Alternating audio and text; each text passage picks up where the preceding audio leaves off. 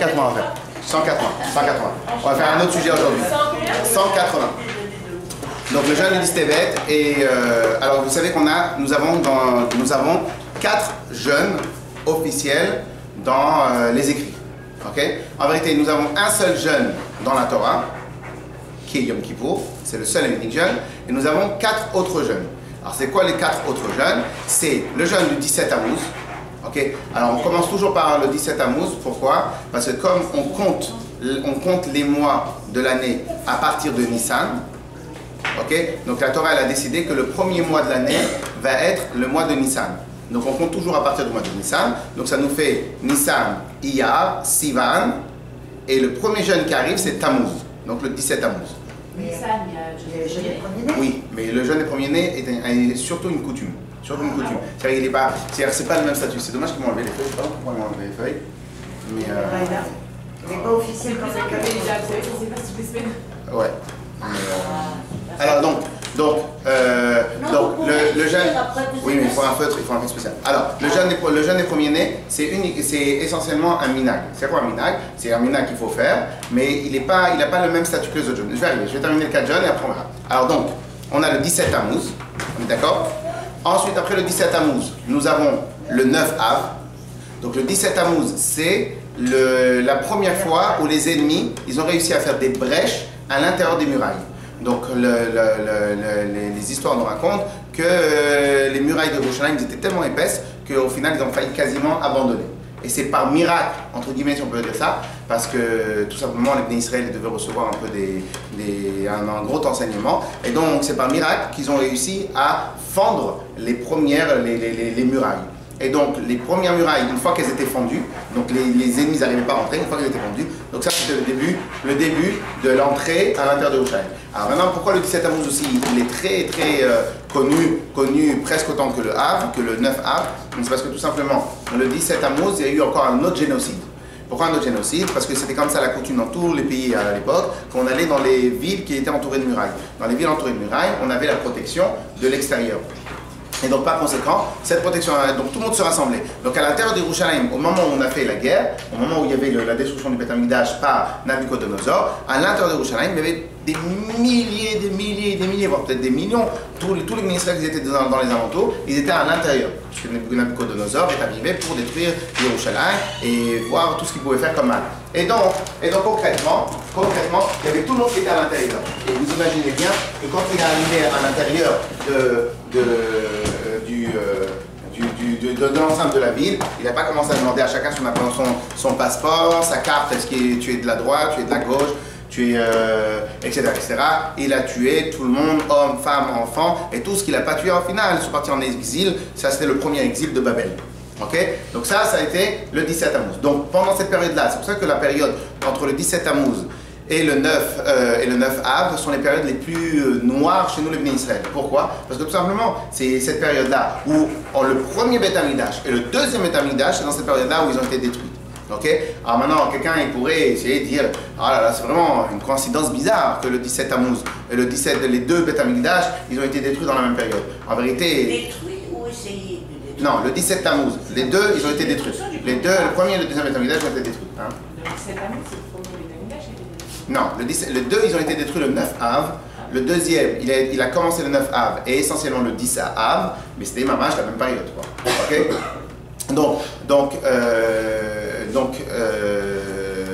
Je crois même que c'est le premier, le deuxième c'est le 9 Av et le premier c'était le 10 Av. Il a commencé le 9 Av, il a terminé le 10 Av. Mais les deux c'était à un jour d'écart. Alors maintenant, pourquoi maintenant ces jeunes-là sont dans la période la plus noire de Bnei Israël? Parce qu'en fin de compte, pendant cette période-là, c'est le moment où il y a eu le plus grand massacre. Il y a eu, voilà, tous les Bnei Israël étaient rassemblés dans une même ville et toutes les armées ennemies sont arrivées pour faire du mal. Alors maintenant, comment ça se fait que c'est toujours la même période? A priori, pour une raison toute simple, c'est parce qu'à l'époque, quand ils faisaient la guerre, ils faisaient la guerre essentiellement en été, pas en hiver. Et donc, dès qu'ils commençaient à sortir vers les mois de Nissan pour s'approcher des villes, ou en tout cas, l'été c'était a priori plus facile, je ne sais pas exactement. En tout cas, c'était la même période. Alors maintenant, ça c'est le 17 Tammuz. Ensuite, le 9 Av, c'est 3 semaines plus tard.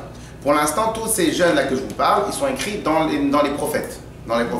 Okay, donc nous avons beaucoup de prophètes qui ont prophétisé pour amener, on a le prophète Jérémie, Yechezkiel, Habakkuk, beaucoup de prophètes. Et donc tout ce que je suis en train de dire, c'est ceux qui sont marqués dans les prophètes. Et ça, c'est la différence avec le jeûne des premiers-nés et le jeûne d'Esther, c'est qu'ils ne sont pas marqués dans les prophètes, c'est une coutume que les Chachamim nous ont demandé, ils ont institué. Okay, et ça, c'est la différence.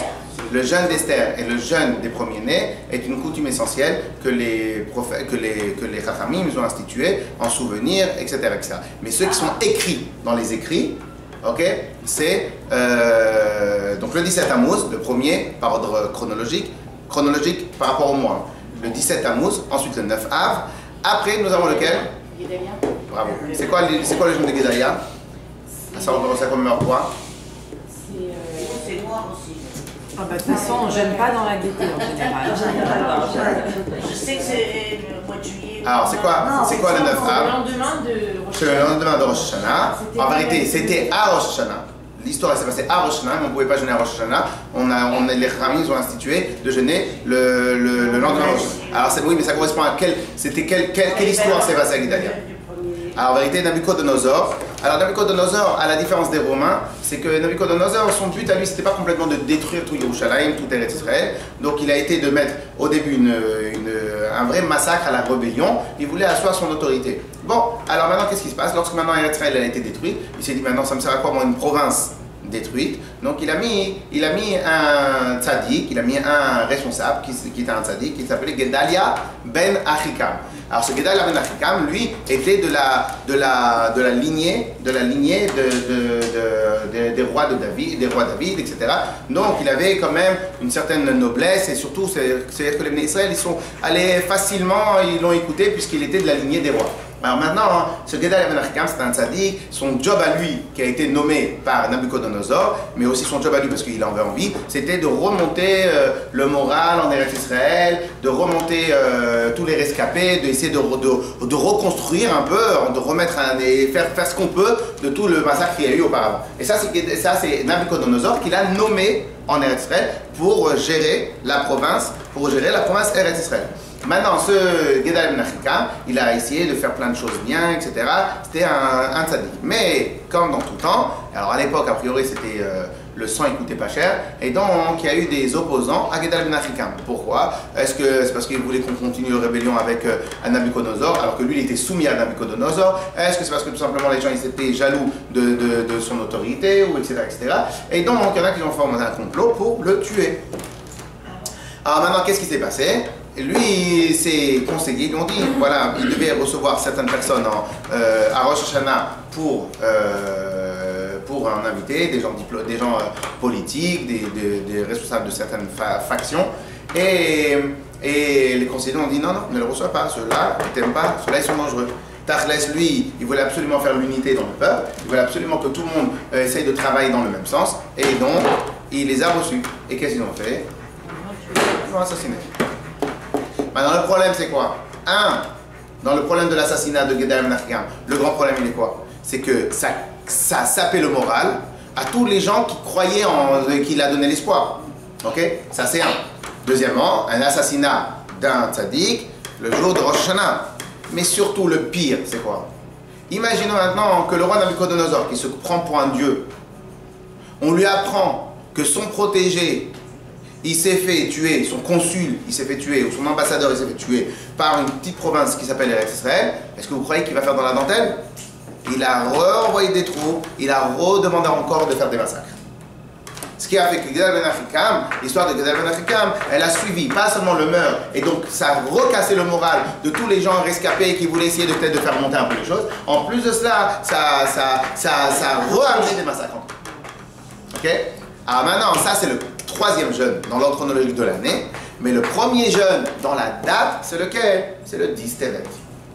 Alors maintenant, c'est quoi le problème? C'est quoi le 10 Tevet? Le 10 Tevet, c'est lorsque on a assiégé la première fois Yerushalayim. Ok? Donc en fin de compte, ce jeûne-là, il est considéré par certains comme quelque part le pire, puisque maintenant c'est le début de tout. Le 17 Tammuz, c'est le début de l'entrée à l'intérieur des murailles. Mais le 10 Tevet, c'est pas l'entrée à l'intérieur des murailles, c'est tout simplement le moment où la guerre elle est arrivée à Yerushalayim. Ça, c'est le 10 Tevet. Alors maintenant, Alors, comment? Nabucodonosor. Pour l'instant, tous les jeunes, ils ont été institués sur la destruction du premier Beth Amikdash. Okay? Les jeunes du deuxième Beth Amikdash, ils sont suivis parce que tout simplement, leur aléno, c'était la suite logique, malheureusement. Et donc, le 10 Tevet, il est très grave par rapport à cela. Pourquoi il est très grave par rapport à cela? Parce que tout simplement, c'est à ce moment-là. Alors, je vous rappelle une chose. Alors, je vous invite pas, mais je vous le dis quand même, à lire ce qui a marqué dans la parashat Kitavo. Alors dans la parashat Kitavo, nous avons, à 2 reprises dans la Torah, nous avons ce qu'on appelle les malédictions. Alors c'est quoi les malédictions? C'est ce que Hachem, il annonce au Bnei Israël que si tu préserves, on ne fait pas Torah mitzvot, à ce moment-là, qu'est-ce qui va nous arriver? Okay? À deux reprises. Je crois que c'est la parashat Beha Bechukotai et la parashat Kitavo. Alors maintenant, dans ces deux parachiotes, Dieu, la Torah, elle est très dure. Alors surtout dans la parashat Kitavo, et elle annonce que si maintenant Dieu préserve, on ne fait pas Torah mitzvot, il va y avoir pas seulement des massacres, des choses horribles, que les mamans, elles vont faire du mal à leurs enfants, parce que tout simplement, il n'y aura rien à manger à la maison, et que les gens, ils vont mourir de faim, ils vont déambuler dans les rues, et des choses atroces de chez atroces. Et bien, tout ce qui a marqué dans la Torah, c'est passé de manière réelle. Alors pourquoi je ne vous invite pas? Parce que c'est presque un film d'horreur, ce qui a marqué dans Parashat Kitavo, c'est mamash un film d'horreur. Et donc, même malgré cela, ça veut dire que pendant cette période-là où il y a le siège, quand ils ont fait le siège, ils ne sont pas amusés, ils ne sont pas partis leur donner à manger tous les jours. Ils ont tout simplement empêché de manger. Il y a une histoire très connue avec le beau-père de Rabbi Akiva. Le beau-père de Rabbi Akiva, il s'appelait Kalba Savoie. La Gemara dans le Gittin, elle nous dit comme ça, qu'il y avait 3 grands riches qui étaient immensément riches. Et chacun, il a dit, moi j'offre la farine, moi j'offre l'huile et moi j'offre le bois, et pour que tous les gens de Yerushalayim, ils puissent manger malgré le siège. Et ils avaient calculé qu'avec tellement ils étaient riches, qu'ils pouvaient entretenir toute la ville de Yerushalayim pendant 21 ans. Ce qui aurait amené que tout simplement alors ça on parle de l'époque du deuxième Beth Amikdash, donc ce qui aurait amené tout simplement aux Romains d'abandonner le siège. Pourquoi? Parce que tout simplement, tu ne peux pas rester 21 ans, tous les trésors de Rome vont y passer, parce que tout simplement c'est une armée, il faut les entretenir. Et donc c'est ce qui s'est passé. Ensuite, qu'est-ce qui s'est passé? Il y avait à l'intérieur des partis politiques qui disaient non, nous on veut se battre contre les Romains, on n'est pas d'accord de se laisser comme ça, marcher sur les pieds, c'est sûr et certain qu'on peut les battre, etc. Alors on est dans la Gemara, ils appellent ça les birionim. Alors maintenant, je ne sais pas si on peut comparer à barbare ou pas, mais en tout cas c'est pour ça qu'en hébreu encore aujourd'hui, en hébreu moderne, quand quelqu'un nous dit que c'est un colosse, quelqu'un comme ça, on appelle un birion. Ok? Donc, c'est quoi les birionim? C'était un groupe comme ça armé qui disait on va faire absolument la guerre. Et Rabbi Yochanan ben Zakkai, à l'époque, c'est lui qui a réussi à sauver une partie des Talmidei Chachamim, une partie des Bnei Israël en négociant avec l'empereur de l'époque. Mais en tout cas, eux, qu'est-ce qu'ils ont fait pendant cette période-là? Ils ont mis le feu à toutes les réserves de manger pour obliger les gens à sortir à combattre. Le seul problème, c'est que quoi qu'il arrive, même si tu fais des petites sorties pour te combattre, il y a un problème, il n'y a pas à manger. Il n'y a pas à manger. Et Dieu préserve, quand il n'y a pas à manger, on sait comment on peut devenir fou. Et donc là, c'est vraiment pas à manger. Et donc pendant toute cette période-là, alors je ne sais pas combien de temps elle a duré, mais a priori elle a duré pendant longtemps. Donc pendant toute cette période-là, et ben encore une fois, c'est les atrocités qui sont marquées dans le parashat Kitavo se sont pleinement accomplies malheureusement. Et donc en fin de compte, qu'est-ce qui se passe? Pendant la période, à partir du moment où on a démarré le siège, jusqu'à la période où il y a la fin de la guerre, même pendant toute cette période-là, eh ben, il y en a qui sont morts de faim, il y en a qui sont morts d'épidémie, parce qu'automatiquement, quand il n'y a pas la possibilité de se laver, il n'y a pas la possibilité, donc en plus il y a des cadavres dehors, tu n'as pas le droit de sortir, tu n'as pas le droit de monter. C'est une période où il y a eu les pires atrocités, Dieu préserve. De toute façon, quand il était dans les camps de concentration, Dieu préserve, et dans tous les ghettos de Varsovie, tout ça, et ben, quand il y avait des morts, ils étaient obligés de faire ce qu'ils pouvaient, etc. Il y avait des épidémies. Les Allemands, les nazis, qu'est-ce qui se passait? Ils restaient à l'extérieur et ils laissaient le truc se pourrir de l'intérieur. Donc c'était des vraies atrocités. Mais donc, il y a aussi, et donc là, ce que les Chachamim, ils nous ont institué, ce que les Névis, ce que les prophètes, ils ont institué à travers ces jeunes, c'est qu'on doit toujours garder en mémoire. Alors maintenant, moi j'aime bien répéter ça parce que je pense que c'est très important.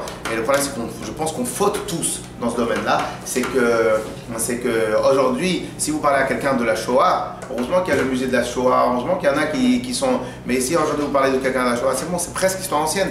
Nous-mêmes, on peut presque nous se dire, c'est presque l'histoire ancienne. Alors surtout qu'aujourd'hui, les Allemands d'Afka, ils ont une politique des fois plus bienveillante auprès des restes d'Israël que les autres pays. Je crois, si je ne me trompe pas, qu'une fois, c'est Angela Merkel ou quelqu'un qui a dit qu'en fin de compte, ne nous demandez pas à nous notre avis sur Israël. Par principe, on ne peut pas être objectif. Donc eux, ils ont fait tchouva, ils ont dit que par principe, on ne peut pas être objectif. C'est-à-dire que nous, on ne peut pas se permettre de donner notre avis sur Israël. On ne peut pas. Donc cela veut dire, donc tous... Non, pas que ça. C'est qu'ils sont conscients du mal qu'ils ont fait. Et donc, de quelle manière on s'achète au passage, hein, jusqu'à aujourd'hui, beaucoup d'Allemands sur leur fiche de paye, il y a une partie qu'ils doivent payer pour payer les choses. C'est-à-dire qu'ils ont pris une conscience que ce qui s'est passé, c'est extrêmement grave. Dans la Deuxième Guerre mondiale, il y a eu, je crois, 70 millions de morts. Il y a 2,5 de la population mondiale qui est morte. Ou un peu plus. C'est énorme, c'est ce qui s'est passé maintenant. Et donc, alors aujourd'hui, que maintenant le monde politique, il s'harmonise, ou il devient presque, tout le monde devient presque les mêmes, ok, tous les occidentaux, ils deviennent presque les mêmes, quand maintenant l'axe, il est ailleurs, donc au final, on a tendance à oublier. Mais tachles, le problème, c'est lorsqu'on oublie. Et donc c'est pour ça que les Chachamim, ils ont institué de faire des jeûnes. Pourquoi de faire des jeûnes? Parce que tout simplement, il nous est interdit d'oublier. Parce qu'enfin, tout ce qui nous a amené à tout ça, c'est aussi notre comportement. Parce que lorsque Akadosh Baruch Hu, il a fait une grande règle avec les Bnei Israël. Quand les Bnei Israël ils se comportent bien, Akadosh Baruch Hu leur donne tout. Quand les Bnei Israël font n'importe quoi, Akadosh Baruch Hu il est dur avec eux. Pourquoi? Parce que nous on a une responsabilité, la responsabilité de montrer au monde, montrer à nous-mêmes et montrer au monde ce que nous avons à faire, le mitzvot, le bien. Et donc lorsque maintenant notre job premier, notre mission première, on ne l'accomplit pas, ben Akadosh Baruch Hu dit alors maintenant pourquoi je vous ai fait sortir d'Égypte? Pourquoi maintenant je vous ai fait ça? C'est comme si maintenant vous donnez à quelqu'un, et c'est pour ça que des fois dans les grands cadres dans les sociétés, eux, quand ils se font virer, alors surtout en Amérique, quand ils sont virés, c'est eux, ils s'amusent pas, quoi. Ils viennent, quelqu'un me raconte, ils viennent, le boss il arrive, tu prends tes affaires, au revoir, avec une violence de folie. Pourquoi? Parce qu'il y a un certain niveau où on n'a pas le droit, à quelqu'un qui n'a pas les moyens de se retourner, de s'organiser, de faire, etc., ou qui n'a pas officiellement la conscience parce qu'il a un petit poste ou n'importe quoi, quelque chose comme ça. Donc tu as une obligation humaine. Alors maintenant, pour des gens qui sont un peu plus hauts, dans un niveau un peu plus élevé, eh ben peut-être qu'ils ont décidé, les gens, qu'il faut aller avoir un peu moins de tact. En tout cas, plus quelqu'un il a de responsabilités, plus la punition. Alors c'est vrai que peut-être le récompense elle est importante, mais la punition aussi, Dieu préserve, elle est très difficile. Et donc ça c'est le problème avec les Bnei Israël. Les Bnei Israël, quand on dit qu'on est les Bnei Israël sur le peuple élu, alors c'est quoi le pshat, le peuple élu? Le peuple élu, c'est pas spécialement un cadeau, c'est pas un cadeau, c'est une responsabilité. C'est une responsabilité. Le peuple élu, c'est pas on arrive comme ça fièrement et on va voir les personnes qui sont non juives, on dit ah nous sommes le peuple élu. Et toi, tu continues à faire ce que tu veux. Non, c'est pas ça le pshat du peuple élu. Le pshat du peuple élu, c'est que nous avons une responsabilité de faire et de montrer au monde ce qu'Akadosh Baruch Hu, ce que Dieu il attend des gens. Ce que Dieu il attend des gens, c'est marqué dans la Torah. Et donc, il faut faire attention, aimer son prochain comme soi-même, se comporter, des lois réglées, des lois propres, etc. Donc ça, c'est le job de Bnei Israël. Donc pourquoi maintenant on a été élus? On a été élus pour être les porteurs de ce job-là. Donc lorsque maintenant, nous, les Bnei Israël, on se comporte pas comme il faut, c'est là où en tant que premier de la classe, c'est là où on va prendre plus que les autres. Ok? Et donc, ça, c'est le job, ça, c'est notre job à nous. Et donc, lorsque maintenant les Bnei Israël, à l'époque de Shlomo HaMelech, tout le monde se comportait comme il fallait, et bien les Bnei Israël, ils n'avaient pas de problème. Quand dans toutes les autres époques, où à chaque fois, c'était simple, hein, comme ça, si vous regardez bien les écrits, à chaque fois que les Bnei Israël se comportaient bien, à chaque fois ils étaient souverains dans leurs endroits. C'est-à-dire c'était mamash, c'était vraiment automatique. Pourquoi Hachem il a fait ça? C'est pour justement montrer aux Bnei Israël que ta situation à toi, elle dépend de ton comportement. C'est votre explication pour la Shoah. De quoi? Parce que les gens ne se sont pas bien comportés. Non, c'est pas eux-mêmes, c'est pas eux qui se sont mal comportés, c'est le peuple entier, c'est pas eux malheureux. Vous pensez vraiment que si on était tous des tzadikim, on aurait reçu? Ah, maintenant, la seule question c'est est-ce que ceux d'Europe sont mal comportés plus que les autres? Est-ce que ceux d'Europe? Et est-ce que maintenant on a tapé que ceux qui sont mal comportés ou est-ce qu'on a mis tout le monde dans le même sac? Bah, le problème c'est que, et alors maintenant, le rabbi une fois il explique que nous on ne peut pas comprendre exactement les actions d'Hachem. Donc c'est comme si par exemple quelqu'un il va dans un hôpital, quand le rabbi le ramène, il va dans un hôpital, c'est un paysan ou je sais pas quoi, et il voit un docteur venir prendre la tronçonneuse et couper, Dieu préserve, le pied de quelqu'un. Et il fait qu'est-ce que vous lui faites? Qu'est-ce que vous lui faites? Et il vient, il prend le docteur, il le pousse, il prend le malade comme ça ensanglanté, il le sauve, viens, je te sors, je vais te sauver, etc. Pourquoi il s'énervait? Parce qu'au moment où il voit qu'on charcute le malade, on croit que c'est pour son mal. En fin de compte, c'est pour son bien. C'est quoi? C'est pour son bien. Parce que Dieu préserve. Des fois, ça peut avoir une gangrène ou un autre. Et donc la personne qui s'y connaît pas, bien évidemment, il va se révolter. Mais c'est pas exactement comme ça que ça marche. Donc ça, pourquoi le rabbi dit ça? Pour dire qu'en fin de compte, les choses d'Akadosh Baruch, on ne peut pas comprendre exactement. Mais Tachles, c'est sûr et certain, que si maintenant nous, les Bnei Israël, on avait été des tzadikim, c'est sûr et certain qu'il n'y aurait pas eu ça. Maintenant, est-ce qu'on justifie? C'est sûr qu'on ne justifie pas. Akadosh Baruch Hu, il a qu'à se débrouiller tout seul pour que tout se passe dans Betov Aniré Vaniglé. Il est assez intelligent pour qu'il fasse ce qu'il faut faire. Mais nous, on ne peut pas se permettre de ni juger Akadosh Baruch Hu, c'est ce qui est une évidence. On ne peut pas se permettre. Mais en tout cas, c'est ce qui s'est passé. Et voilà. Et donc le problème, il est quoi? C'est lorsque maintenant, on ne dit pas à nos enfants, on ne raconte pas à nos enfants, on ne parle pas de tout ça, on n'essaie pas de faire comprendre aux gens qu'en fin de compte, la Shoah, c'est 60 ans et qu'il faut être vigilant, etc. Ok? Alors maintenant là, dans les dernières élections, ils ont tous montré le sceptre de l'extrême droite, etc. Alors que... Ouais, pourquoi? Parce qu'au final, eux ils font rien toute l'année, pour garder le pouvoir, ils viennent, ils stigmatisent, ils font des... Alors maintenant qu'elle passe ou qu'elle passe pas, je sais pas, moi je ne m'y connais pas spécialement, mais... Comment? Mais c'est pas sûr. Non, mais ok, et mais le truc c'est que justement ils ont agité le sceptre du danger, etc. Alors que peut-être que eux, en faisant rien, c'est eux qui créent le danger. C'est eux qui créent le danger en faisant rien. Et donc. C'est exactement ce qu'ont dit les électeurs. Après le premier tour, ils ont dit on a voté Front National pour leur donner un coup de pied au derrière. Et au deuxième tour, on ne votera pas du tout pour les. Moi j'ai trouvé quand même un peu bizarre qu'au premier tour, ils avaient soi-disant 6 régions et que du jour au lendemain, il n'y a plus rien du tout. Parce que c'était vraiment ça, ceux qui ont voté FN, les opportunistes du premier tour, ils ont voté Front National pour réveiller la droite et la gauche. Oui, c'est bizarre. Pas une région, alors qu'ils en avaient 6 potentiels, c'est très bizarre. Enfin bon, c'est tout ce que je dis. Oui, c'est vrai que c'est non, mais c'est pas que ça, c'est que tout partout. Mais il y a tous les émigrés. Non, mais pas seulement. Moi je dis que le plus grand gagnant de ces élections, ça je vais l'enlever après, le plus grand gagnant de ces élections, c'est elle. Non, c'est Marine Le Pen. C'est elle. Mais non, c'est Marine Le Pen. Elle a réussi, écoutez ce qu'elle a réussi à faire. Elle a réussi à transformer l'UMP ou le en un seul parti. Aujourd'hui, c'est le seul parti qui est contre. Parce que la gauche, ils n'ont pas réussi à se relier. C'est fini. Ce qu'ils ont fait en Amérique depuis longtemps, les conservateurs et les républicains, c'est ce qui va se passer maintenant. Maintenant, Hollande, il est en train de réfléchir comment ramener aussi les gens de la droite à l'intérieur. Maintenant, tout ce qu'elle a, sa stratégie, elle a marché depuis le début. Depuis le début, elle a dit que c'était les mêmes. Ok? Et aujourd'hui, la seule gagnante, elle a réussi à faire en sorte qu'en France, il n'y ait plus que 2 partis. La gauche et la droite, c'est un parti, et le deuxième parti, c'est elle. Excusez-moi. Oui, non, mais elle est gagnante. Maintenant, moi, ce que j'ai pas aimé, c'est que de quelle manière ils ont utilisé tous les armes médiatiques pour la descendre. Donc, mais au final, ils font jamais rien. Et maintenant qu'il y a eu quelque chose, ils sont venus, ils sont très forts en destruction. Oui, ils sont pas forts en construction. C'est tout, ouais. On le sait, ils sont pas forts en action forte. Et ça, c'est le résultat de leur inaction.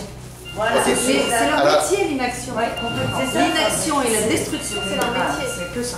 Il n'y a pas de véritable construction, de projet On voit bien l'état à long d'urgence aujourd'hui, c'est ça. Ou alors c'est dans l'état d'urgence. La vérité, dans l'état d'urgence, ils sont forts. Enfin, s'il faut attendre ça, c'est pas que c'est bien. Je dis qu'ils sont bons pour détruire pour ne rien faire et en cas d'urgence. Grave, Faut faut reconnaître. attendre Peut-être ça. qu'on nous oblige à prendre éventuellement des migrants. Vous prenez quoi? Ça, c'est la politique socialiste. Vous prenez quoi?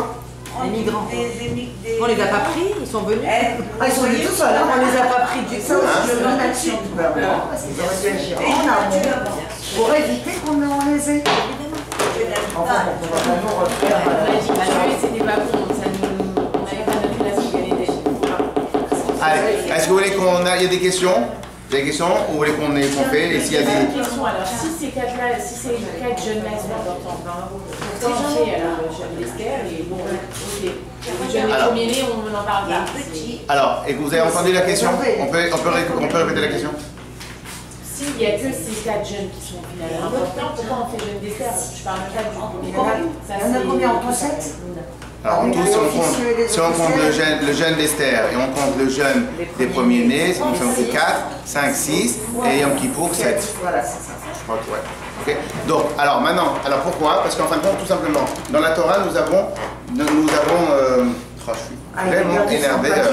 Ah, ça me... Vous me laissez... Ah là là, vous me laissez 2 secondes. Sérieux, Hein? Très sérieuse, hein, Madame Bérémy. Hein? Pardon? Quand je serai absent des fois, vous ferez le cours à ma place, Madame Bérémy. Ah, moi je... Magnifique, Dieu bénisse. Alors, donc on avait dit qu'on avait les... Vous vous rappelez des dates ou pas? 17 Tammuz. 9 Av. Ok. Exactement. 9 Av. Ensuite, c'est 3, le 3 Tishri. Ok. C'est Guédalia. Ensuite, on a le 10 Tevet, c'est celui d'aujourd'hui. On est d'accord? Le 10 Tevet. Claire? Alors, maintenant, pourquoi on a choisi cet ordre-là? Non, Ah oui, bravo, alors je vais revenir sur pourquoi exactement? Parce qu'on commence à partir de Nissan. Dans la Torah, on considère, pas dans la Torah nous a dit que le premier mois de l'année, ça sera le mois de Nissan. Ok, donc on commence à partir de là. Alors maintenant, pourquoi maintenant il n'y a pas pourquoi maintenant on n'a pas le Yom Kippour ici?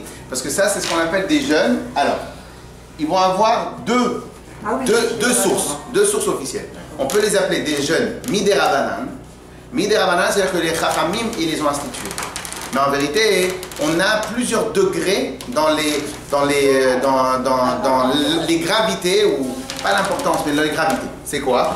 On va avoir plusieurs niveaux dans la Torah. On va voir ce qu'on appelle les Minhagim. Alors, Minhagim. Minhag. C'est quoi Minhag? Coutume. Ok? Ensuite, on va voir les Chachamim, les sages. Ok? Après, on va voir des institutions des sages. On va voir des institutions des sages. Et après, on va avoir certaines mitzvot, certaines choses qui vont être transmises non pas juste par des sages, mais par des prophètes.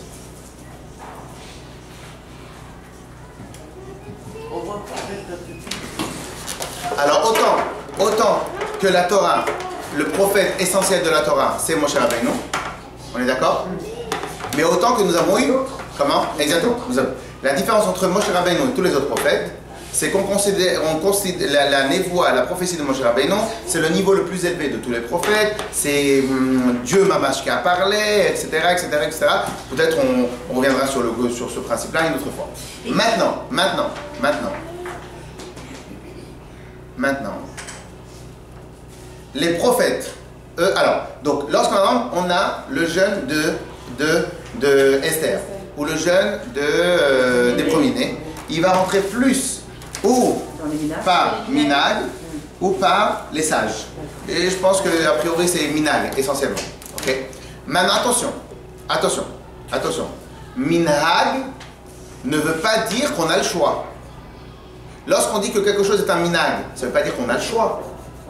Lorsqu'on dit qu'on a un minag, cela veut dire que les chachamim, que le jeune, il s'est installé ou par un minag, mais pas par une institution des chachamim.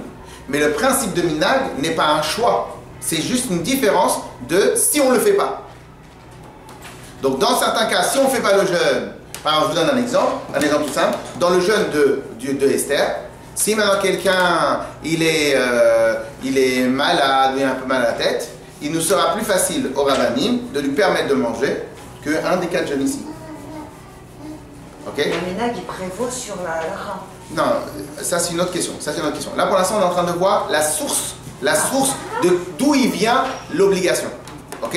Donc, je vous donne un exemple. Par exemple, a priori, le jeûne des premiers-nés, c'est un minag. Le jeûne d'Esther, ça doit être une institution de Chachamim. Mais c'est même pas vraiment une institution de Chachamim. Ça a été plus de manière naturelle. Tous les Bnei Israël, ils ont jeûné. Alors, est-ce que vous savez pourquoi on jeûne le jeûne d'Esther? Parce que Esther, elle devait... c'est parce qu'en fait... Je savais que tout le monde allait tout mettre en piège. Non, c'est parce que tous les filles devaient être éliminées et ils ont jeûné parce que Esther, elle devait se marier par obligation avec... j'ai oublié... et qu'il ne voulait pas parce que ça allait exterminer, c'est pour ça qu'elle a tué.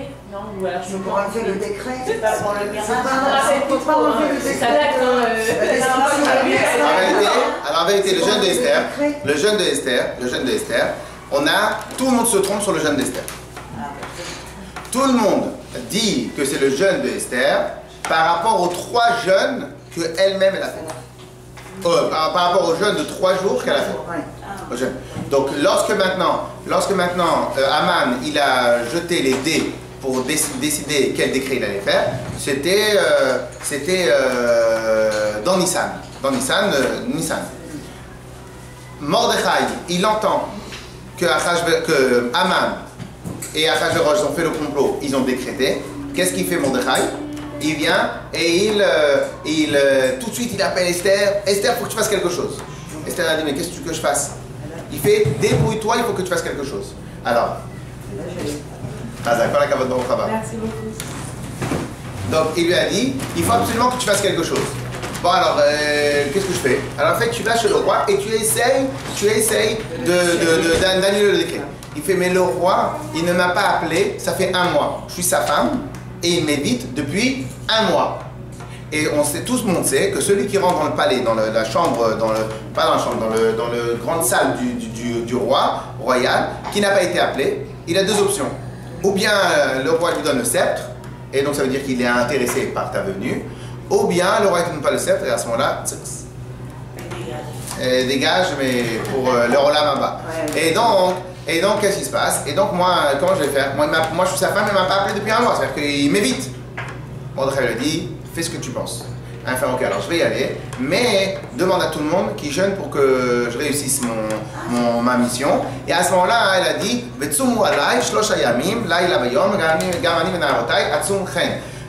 jeûnez pour moi 3 jours, nuit et jour, et moi aussi et tous les gens qui m'accompagnent, on va jeûner pour qu'Akadosh Baruch Hu, il nous donne la réussite dans notre entreprise.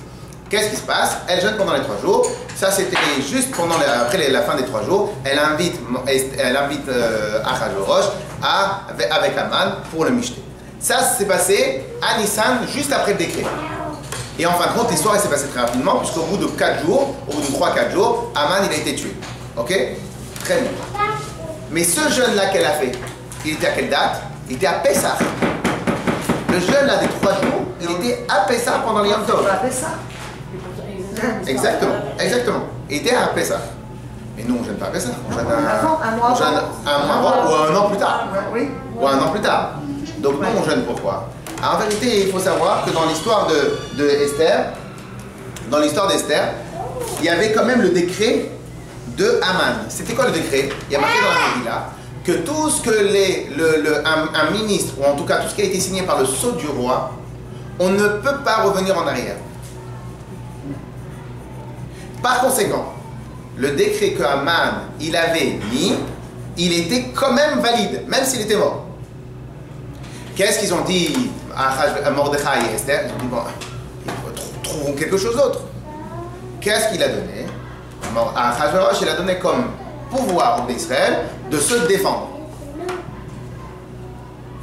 1 an plus tard, donc à la date fatidique qui était le 13 Adar, il y a tous les partisans d'Aman dans tous les pays, l'extrême droite dans tous les pays, et ils sont venus et ils ont commencé à sortir leurs épées pour aller combattre, parce qu'il y avait eu la permission d'Aman, il y avait l'ordre d'Aman. Donc ceux que, en fin de compte, ils ont dit Aman il est mort, je pense que c'est mieux qu'on s'arrête. Donc ils sont pas sortis. Il y en a plein qui ont dit, on va attendre ce jour-là pour aller tuer les Bnei Israël, pour aller faire ça. Et il y avait des milliers de gens qui sont sortis. Et en plus, c'est facile. Tu tues quelqu'un, tu récupères sa maison, tu récupères son business. Donc c'était une vraie guerre civile. Une vraie guerre civile. Vient donc le 13 Adar, l'année d'après, le 13 Adar, eh ben, qu'est-ce qui se passe? Les Bnei Israël sont préparés à la guerre. Qu'est-ce qui est marqué dans Shulchan Aruch? Que Minastam, a priori, c'est sûr et certain qu'ils ont jeûné pour demander à Hachem de leur réussite dans cette guerre-là. Donc le jeûne qu'on fait la veille de Purim, c'est un jeûne que nous faisons en souvenir de la guerre civile que les Bnei Israël ont fait pour se protéger des partisans d'Aman. On est en décalage quand même. Comment? On est en décalage avec l'histoire réelle. Non, originelle.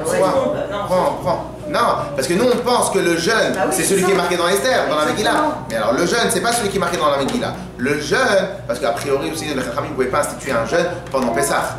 C'est pas possible. Donc en fin de compte, le jeûne que nous faisons, c'est un jeûne qui a précédé, que les Bnei Israël ont fait, qui ont précédé la guerre civile. Pourquoi? Parce que c'est sûr et certain que lorsque maintenant on va aller se battre alors que les gens c'était pas des guerriers quoi. Donc ils ont eu peur, ils ont dit Hachem s'il te plaît aide-nous, on met notre vie entre tes mains, nous on va faire ce qu'on peut, aide-nous. Alors maintenant moi j'aimerais aussi exagérer et dire qu'en fin de compte il y a aussi peut-être que les Chachamim ils ont voulu aussi mettre le jeûne de Esther aussi la veille de Esther. C'est comme Esther, c'est une fête très festive. Et dans lequel il est aussi recommandé de prendre du vin, et on a beaucoup qui vont jusqu'à se saouler. Alors c'est vrai que c'est marqué, mais bon, c'est un peu compliqué toute cette histoire-là. Ok? Et voilà, le michté. Et donc peut-être que les Chachamim ils ont préféré aussi mettre un jeûne à ce moment-là pour rappeler aux gens que la fête, c'est pas une fête de sauvages et de barbares, on se saoule et on fait n'importe quoi, c'est une fête de Torah. Donc malgré que les Chachamim ils ont donné la permission de boire beaucoup, mais malgré cela il faut garder en tête que le but de la mitzvah, c'est le but du jeûne, c'est de faire la mitzvah, pas de se saouler, on n'est pas des barbares, on n'est pas des sauvages. Clair? En tout cas, ça c'est le jeûne de Esther. Donc ce jeûne-là a priori, il faudrait que je vérifie, mais a priori, c'est plus un minag, c'est même pas une institution des Chachamim. Ok? J'ai une question, parce que vous dites que c'est un minag, ça veut pas dire qu'on n'est pas obligé de le faire. Exactement. Pourtant, le jeûne des premiers-nés qui rentre dans un minag, il y a plein d'hommes qui viennent en disant si j'assiste à un cours le matin ou je fais un truc, j'ai pas besoin de le faire pour moi-même ou alors pour mon fils, parce qu'on dit que le père doit jeûner pour son fils. C'est juste ça mon doute à moi. C'est pour ça que moi j'ai un doute. Alors, le jeûne des premiers-nés, c'est sûr et certain que c'est un minag. Ok, le jeûne des premiers-nés. Des premiers-nés. Ok. Par contre, celui-là, j'ai un doute si maintenant, c'est pas un niveau supérieur dans l'institution des Chachamim. Maintenant, c'est un minag que les Chachamim instituent eux-mêmes. J'ai un doute. En tout cas, et on voit la différence par rapport à ce que Madame a dit. La différence, elle est que dans le jeûne des premiers-nés, nous avons largement plusieurs options. Comment se défaire, se retirer du jeûne. Donc une des options, c'est de faire une seudat mitzvah.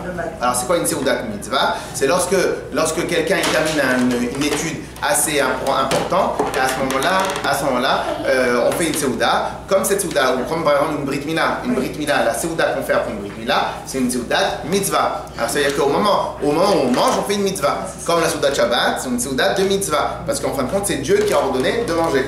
Donc c'est Dieu qui a ordonné de faire une seuda à Brit Mila, etc.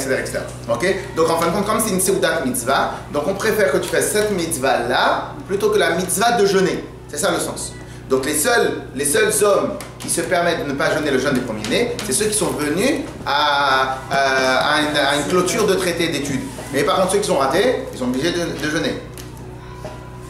Okay? Donc en fin de compte, la différence qu'il va y avoir ici, c'est pas est-ce que maintenant une personne en bonne santé peut se permettre de ne pas jeûner.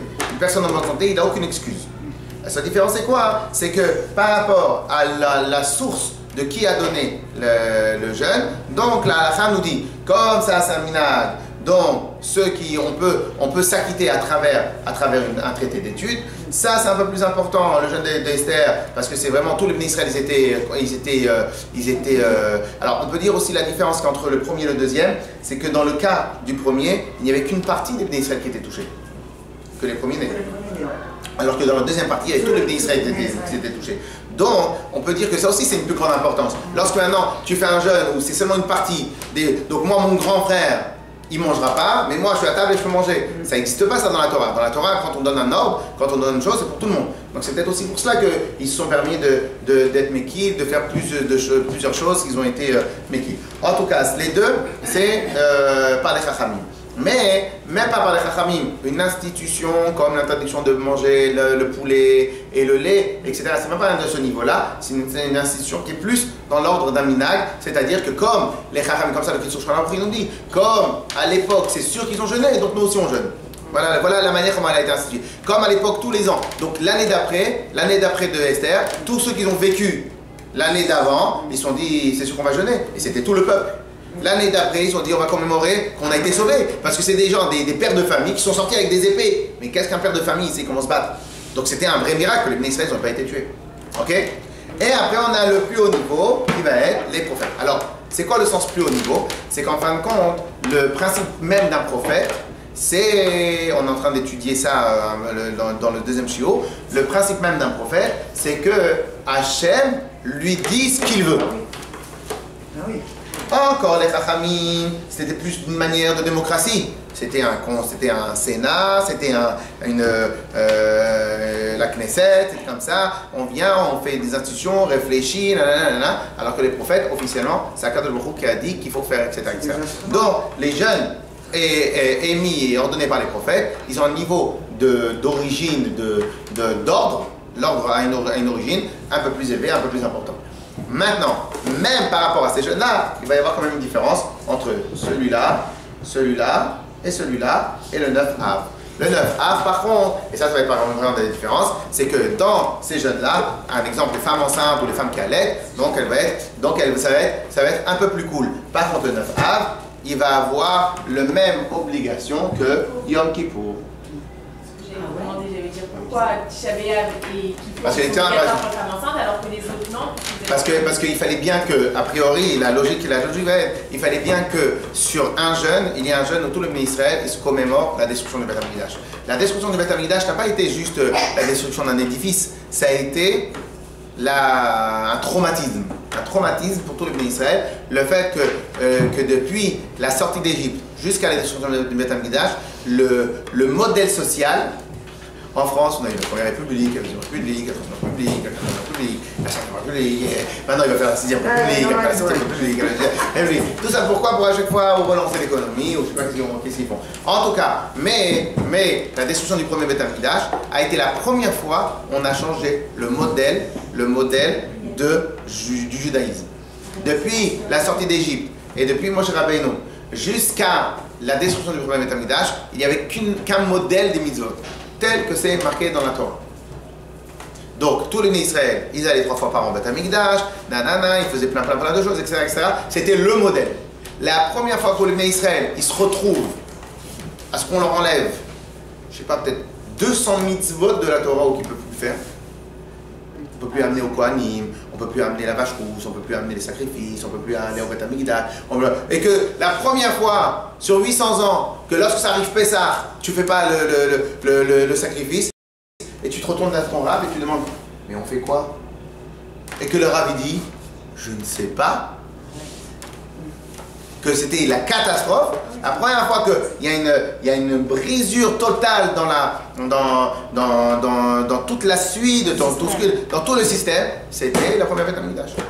Donc sur ça, alors maintenant je ne sais pas si vous savez, il y a par exemple une halakha, alors je crois qu'elle date de Rabbi Yochanan ben Zakkai, donc du deuxième Beth Amikdash, mais avant, pendant un moment, tellement le traumatisme qu'il y a eu, c'était un traumatisme grave, que avant les gens ils n'avaient pas les MP3 et tout ça, donc pour écouter de la musique, je ne pouvais pas enregistrer une musique et la mettre après, il fallait amener les musiciens.